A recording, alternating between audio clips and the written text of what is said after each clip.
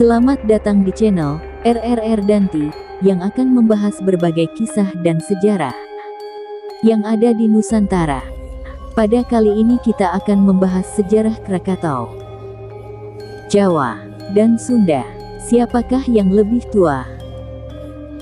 Mari simak pembahasannya sampai selesai, supaya kalian bisa bijak dalam menyikapi pembahasan kali ini.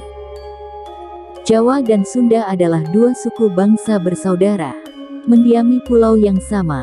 Kedua suku ini banyak kesamaan dengan jumlah perbedaannya.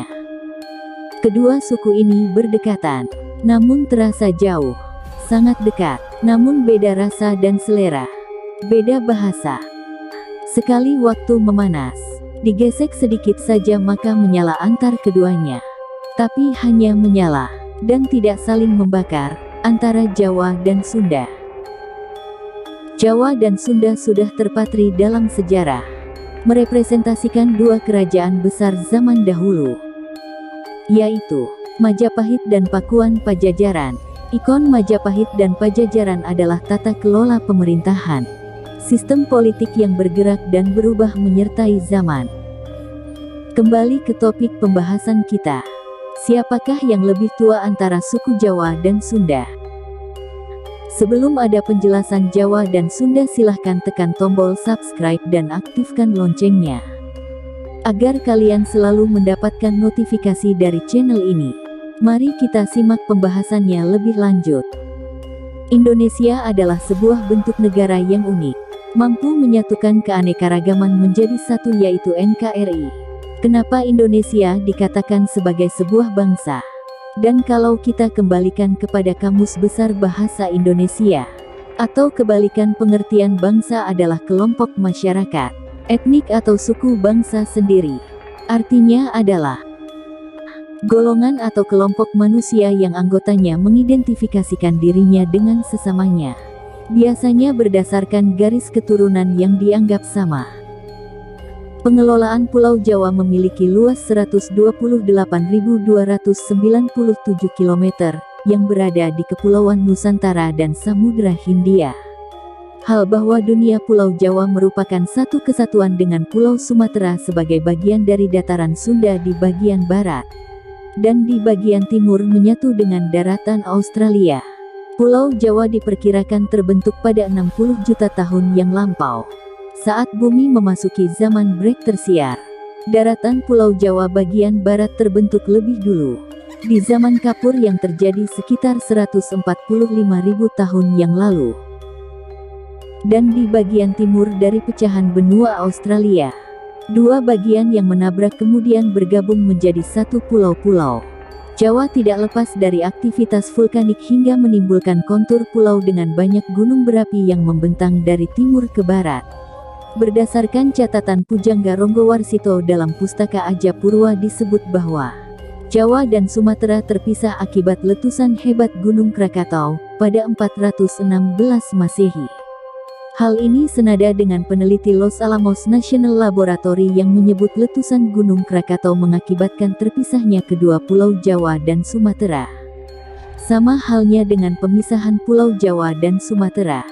Terpisahnya Pulau Jawa dan Bali juga diakibatkan letusan gunung berapi.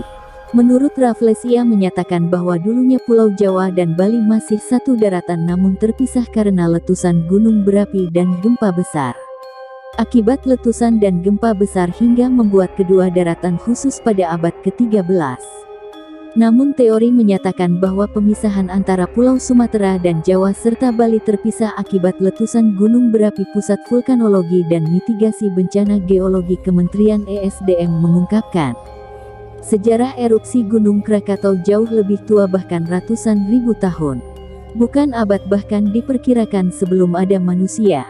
Dan secara teori letusan Gunung Krakatau tidak pernah menjadi penyebab terpisahnya Pulau Jawa dan Sumatera. Sementara penjelasan ilmiah berlangsung dan masih mencari titik kejelasan asal muasal tanah Jawa. Para ilmuwan masih saling sanggah, saling adu bukti.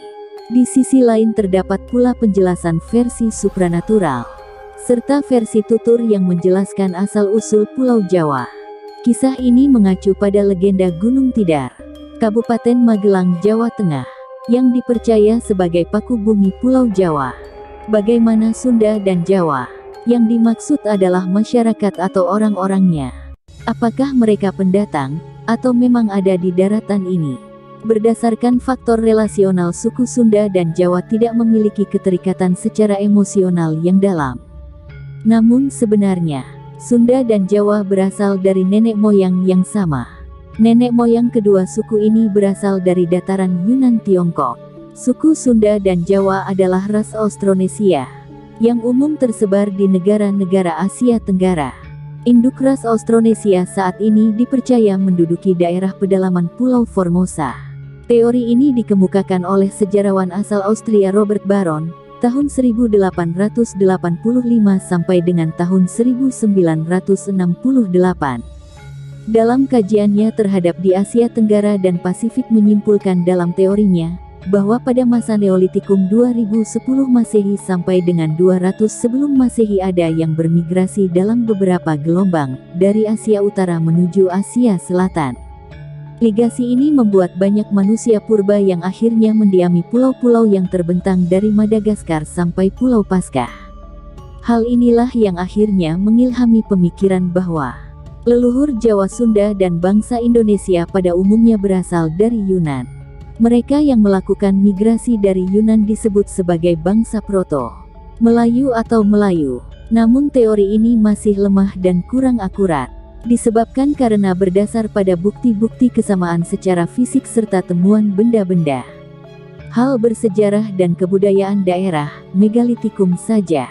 Karena teori Yunan dianggap tidak begitu kuat, para ahli kemudian melakukan penelitian dengan pendekatan kebahasaan atau lebih berdasarkan pendekatan kebahasaan keseluruhan. Bahasa yang digunakan suku-suku di Indonesia diketahui berasal dari rumpun Austronesia. Austronesia sendiri pada awalnya berasal dari Kepulauan Formosa, yang sudah berkembang sejak 6.000 tahun yang lalu.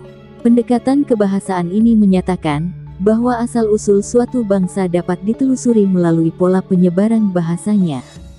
Karena keseluruhan bahasa di Indonesia berasal dari Austronesia, yang berkembang di Taiwan, nenek moyang bangsa Indonesia pun kemungkinan besar berasal dari asal-usul yang sama dengan bahasanya tersebut. Berhenti pada pendekatan linguistik, para peneliti juga melakukan penelitian dengan pendekatan genetika dan lebih menelusuri asal-usul manusia berdasarkan penelitian kromosome maupun DNA. Hasil penelitian menunjukkan terhadap 3.700 orang Indonesia dari 35 etnis yang berbeda memiliki kecocokan genetika dengan bangsa Austronesia. Muncul teori yang dikenal dengan Autek Wan. Berdasarkan teori migrasi, leluhur dari Taiwan tiba lebih dulu di Filipina bagian utara sekitar 4.500 hingga 3.000 sebelum Masehi. Ligasi ini diduga bertujuan memisahkan diri mencari wilayah baru di selatan. Selanjutnya sekitar 3.500 hingga 2.000 sebelum Masehi, manusia yang mendiami Filipina melakukan migrasi dengan tujuan Kalimantan, Sulawesi dan Maluku Utara. Terus kemudian menyebar ke Jawa, Sumatera, Nusa Tenggara, Papua bagian barat. Ada pendapat lain mengenai asal-usul nenek moyang bangsa Indonesia. Salah satunya dikemukakan oleh Profesor Muhammad Yamin. Dia beranggapan nenek moyang bangsa Indonesia berasal dari wilayah Indonesia itu sendiri. Nenek moyang bangsa Indonesia bukan berasal dari wilayah lain. Pendapat ini didukung dengan temuan fosil dan artefak yang lebih banyak dan lengkap ditemukan di wilayah Indonesia dibandingkan dengan temuan di wilayah Asia. Misalnya, dengan penemuan manusia purba jenis Homo soloensis dan Homo wajakensis Chumpon. Berdasarkan catatan sejarah sekitar 40.000 tahun yang lalu, Jawa dan sebagian pulau di Nusantara sudah dihuni oleh Homo usi yang berasal dari ras Austromelanesoid. Pada akhirnya teori Out of Taiwan berhadapan dengan teori of Sundaland, yakni penyebaran ras manusia bermula dari Sundaland. Keberadaan peradaban di Sundaland dikemukakan oleh Profesor Aricio Santos dari Brazil melalui bukunya Atlantis The Lost Continent Finally Found. Di dalam buku, Profesor Santos menyatakan, Sunda LAN adalah benua Atlantis yang disebut Plato. Di dalam tulisannya, kimia sudah dijual sebelumnya. Oppenheimer menerbitkan buku berjudul Denintais yang kurang lebih menyatakan bahwa Sundaland pernah menjadi kawasan berbudaya tinggi.